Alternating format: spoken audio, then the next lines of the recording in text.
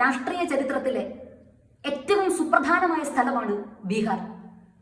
1915 ദക്ഷിണാഫ്രിക്കയിൽ നിന്നും ഇന്ത്യയിലേക്ക് മടങ്ങിയെത്തിയ ഗാന്ധി അദ്ദേഹത്തിന്റെ ഇന്ത്യയിലെ ആദ്യത്തെ ജനകീയ പോരാട്ടം നടത്തിയത് 1917 ബീഹാറിലെ ചമ്പാരനിലാണ്. ഇന്ത്യയിൽ ബ്രിട്ടീഷ് കൊളോണിയലിസത്തിന് നേർക്കുനേരെ നിന്നുകൊണ്ട് ഗാന്ധി നടത്തിയ ആദ്യത്തെ പോരാട്ടം ചമ്പാരനിൽ വിജയകരമായി അവസാനിച്ചതോടുകൂടി ഇന്ത്യയുടെ സ്വാതന്ത്ര്യ സമര ചരിത്രത്തിലെ പുതിയൊരു അധ്യായം ആരംഭിക്കുകയാണ്. മോഹൻദാസ് കരംചന്ദ് ഗാന്ധി എന്ന മനുഷ്യൻ ഗാന്ധിജിയായി മാറുകയായിരുന്നു.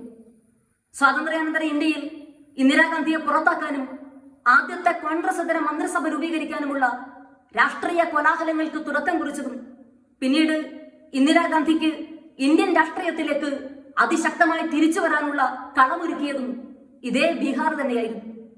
1977 അടിയന്തരാവസ്ഥയുടെ അന്ത്യത്തിൽ നടന്ന 6ാം ലോക്സഭാ തെരഞ്ഞെടുപ്പിൽ റായ്ബറേലി മണ്ഡലത്തിൽ രാജ്നരയിനോട് ഇന്ദിരാഗാന്ധി 45,000-ഓളം വോട്ടുകൾക്ക് പരാജയപ്പെട്ടുപോയി.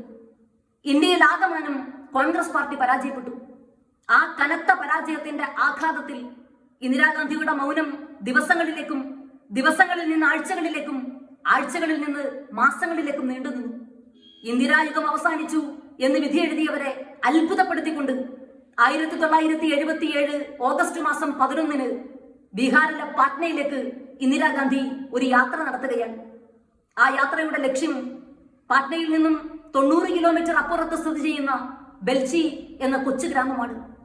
ബെൽച്ചിയിലെ ഭൂവുടമകൾ 16 വയസ്സിനും 30 വയസ്സിനും ഇടയിൽ പ്രായം വരുന്ന 11 പാവപ്പെട്ട ദളിതരെ അവരുടെ കരങ്ങൾ പിന്നിലേക്ക് കൂട്ടിക്കെട്ടി അവരുടെ നെഞ്ചത്തേക്ക് വെടിവെച്ച് അവരെ ജീവനോടെ തീയിലിട്ട് ചുട്ടരിച്ച് കൊല്ലുന്ന ഒരു സംഭവം ഉണ്ടായി. അന്ന് ബീഹാർ ഭരിച്ചിരുന്ന ജനതാ സർക്കാരോ ഇന്ത്യ ഭരിച്ചിരുന്ന മൊറാർജി സർക്കാരോ ബെൽച്ചി ഗ്രാമം ഒന്ന് സന്ദർശിക്കാൻ തയ്യാറായില്ല.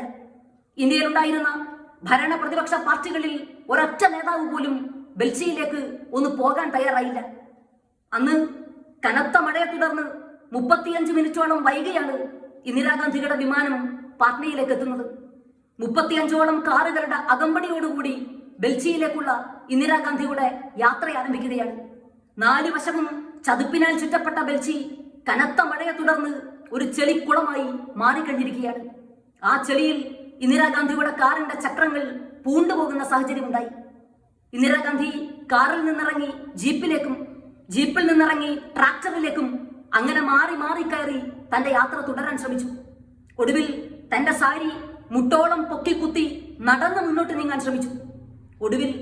ഏറ്റവും ഒടുവിൽ തുള്ളിക്കൊരു കുടം പോലെ പെയ്തു വീണുകൊണ്ടിരിക്കുന്ന പേമാരിയെ വകവയ്ക്കാതെ, തണുത്തു മരവിച്ചു പോകുന്ന കാറ്റിനെ വകവയ്ക്കാതെ, ഇടിമിന്നലിനെ വകവയ്ക്കാതെ 60 വയസ്സ് പിന്നിട്ട ഇന്ദിരാഗാന്ധി ആനപ്പുറത്തേറി രാത്രി ഏറെ വൈകി ബെൽച്ചി ഗ്രാമത്തിലേക്ക് വന്നിറങ്ങുകയാണ്.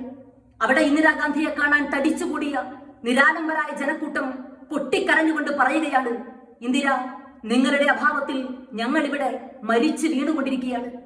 അന്ന് ബെൽച്ചിയിലെ മാത്രമല്ല, ഇന്ത്യയിലെമ്പാടുമുള്ള അടിച്ചമർത്തപ്പെട്ട മനുഷ്യർ, അവഗണിക്കപ്പെട്ട മനുഷ്യർ, അവഹേളിക്കപ്പെട്ട മനുഷ്യർ, അപമാനിക്കപ്പെട്ട മനുഷ്യർ അവരുടെ പ്രതീക്ഷകളുടെ ദൈവസമാനമായ രൂപമായി ഇന്ദിരാഗാന്ധിയെ കാണുകയായിരുന്നു.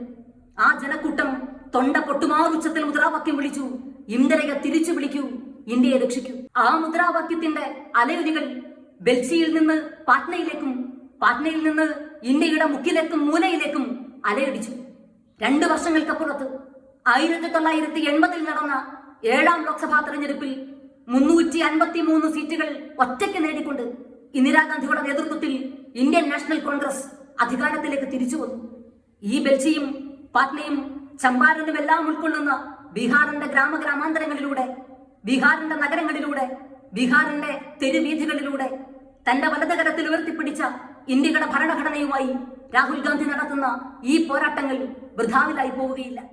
This fight is not political, but for Indian constitution. 1 man, 1 vote.